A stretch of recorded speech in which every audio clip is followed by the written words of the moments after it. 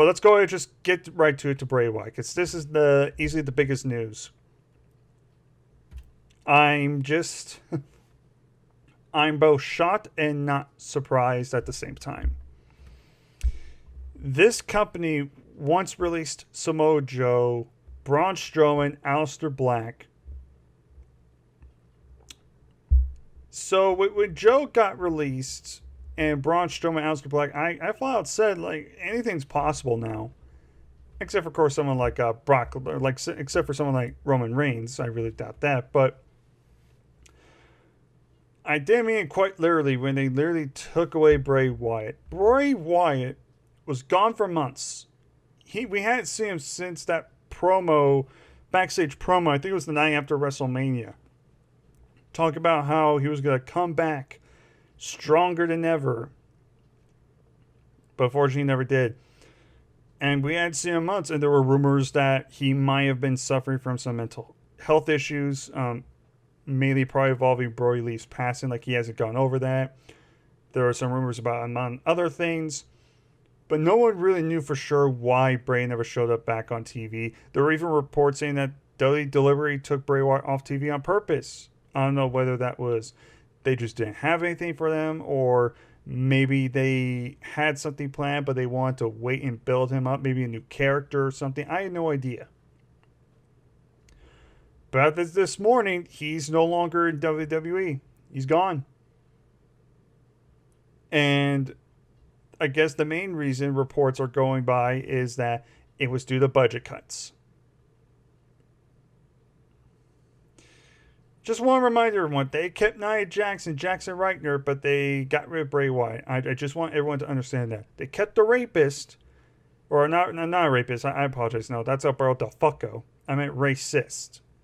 Jackson Reichner is not a rapist, not that I know of, but he is a racist. They kept the racist, and then they kept the woman that has a history of injury or almost killing people. They keep those two, but they get rid of Bray Wyatt. Bray Wyatt was one of my favorite wrestlers during the modern era of wrestling. I thought, as a wrestler, he was very underrated. A lot of people don't give him credit for being a very great talent. He really was. Bray was an incredible talent for what he was able to do in the ring for a guy of his caliber. I mean, you look at the guy, you don't see much. He doesn't look much, but he's actually really skilled in the ring. But the one thing about Bray Wyatt that a lot of people will remember him by is his mind. He had one of the most creative minds in the business of pro wrestling. The Fiend alone, a lot of that stuff was on Bray Wyatt. He was the one that came up with these ideas.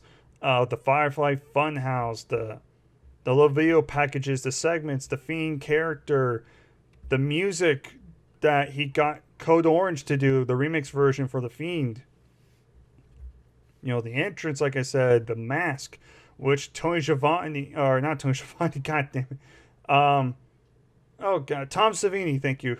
Tom Savini and his crew worked on, and that mask looks fucking awesome. You could tell that's not some WWE mask, because you saw what the WWE mask versions look like, what they sell on shop.com, and they look like total crap.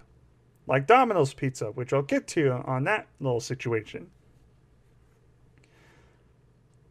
But The Fiend was Bray Wyatt's final chance of making it big. He came in as Husky Harris, and they just didn't do anything with him. After the whole Nexus kind of got disbanded, they did nothing with Husky. He got then reincarnated with the Bray Wyatt character, with the whole cult leader, with Luke Harper, Eric Rowan, and eventually Braun Strowman would come in later. And he had some buzz as almost like this mystical, almost Undertaker-esque character. Great wrestler, but he was very supernatural. He would cut these riddle-ish promos. But unfortunately, that was kind of getting stale. So then, third time's the charm. And Bray struck gold with this Firefly Funhouse stuff, where he had these weird... It was almost like a Blue's Clues or Pee Wee Herman... or like Mr. Rogers type of thing, where Bray Wyatt was wearing a sweater. He was very overly happy, excited, and he was talking to puppets. He had these weird childish sound effects and stuff like that. It felt like a kid's show. But it was more demented because there was these Easter eggs you would find, this really more sinister side to Bray Wyatt. And then when The Fiend debuted at SummerSlam back in 2019 against Finn Balor, before the match started, the crowd was saying holy shit to his entrance. And that's when Bray Wyatt had a lantern that was basically the head of, almost shaped like Bray Wyatt, like his old self. And then you have him come down almost like this jester clown like outfit with this mask, this demonic mask that just looked like something like that Joker did. You saw those comics where the Joker, I think, cut off his face, has that weird smile. It was almost something like that, but it was this horror, badass, terrifying image with the music and everything, and the crowd went nuts for it. They struck gold with this character of The Fiend. And the downhill start at Hell in a Cell, and for those of you that don't know this, I attended Hell in a Cell in 2019. That is still to this day the worst wrestling experience of my life. And the ending was just one of the big reasons why. There was more issues with that. But when Bray Wyatt didn't win that main event Hell in a Cell match to win the Universal title, and that match ended in disqualification, I don't care what anybody says, it was a disqualification inside Hell in a Cell, which was stupid.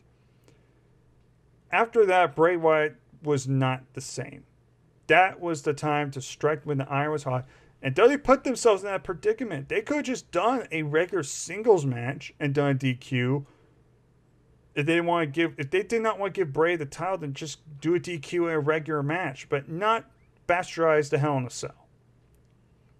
Bray Wyatt then won the Universal title at the following month in Saudi Arabia on Halloween, which is kind of ironic for a lot of different reasons. And then Bray Wyatt held on to the title for a few months and then just dropped it back to drop it. He lost the title in Saudi Arabia, this time to Oldberg. And then Bray Wyatt was kind of lost until he fought John Cena in that Firefly Funhouse match, which was just batshit insanity. And then eventually gave Bray the Universal title back. And then as soon as he quickly won it, he lost it to Roman Reigns in a three-way, barely a three-way. And that was it. After that, Bray Wyatt was just lost. They were doing something with him, Orton. And of course, you saw what happened at WrestleMania.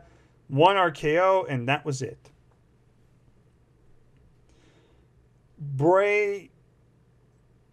I would say Bray was a star, but could have been a megastar. Bray, when you look at his career, you look at his accolades, he did not have a bad career, but I would say he was one of the biggest missed opportunities. He could have been on the same level as someone like Roman Reigns right now as that megastar. But it seemed like WWE was always afraid to pull the trigger, or when they pulled the trigger,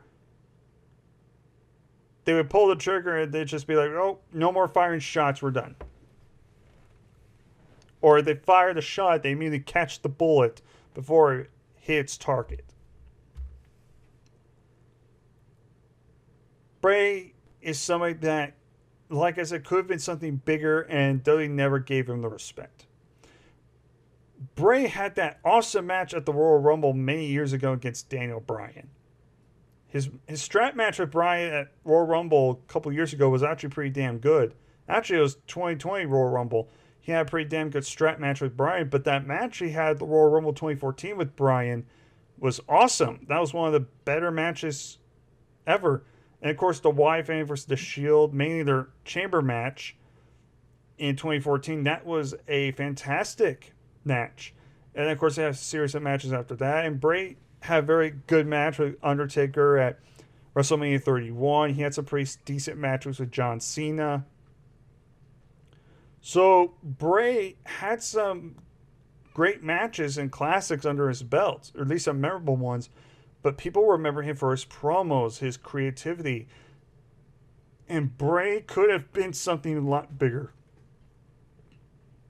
And it just seemed like they didn't know what to do with him. I still say the main event WrestleMania 33 should have been Bray Wyatt, Randy Orton, and Luke Harper. Luke Harper should have been in that position and he wasn't because they didn't see him that way. But it would made the story make sense, and Bray should have won. Bray was just a very talented guy that the company just never really fell through. It's just they never really had his back. And I know some people might get sick of saying this, but here's the thing about this when I'm about to say this. I want everyone to understand where I'm coming from and not get my words twisted. Bray Wyatt is somebody that should go somewhere else, maybe somewhere like an AEW where he could be very creative. And look, I'm not saying every single WWE guy needs to go to AEW, okay?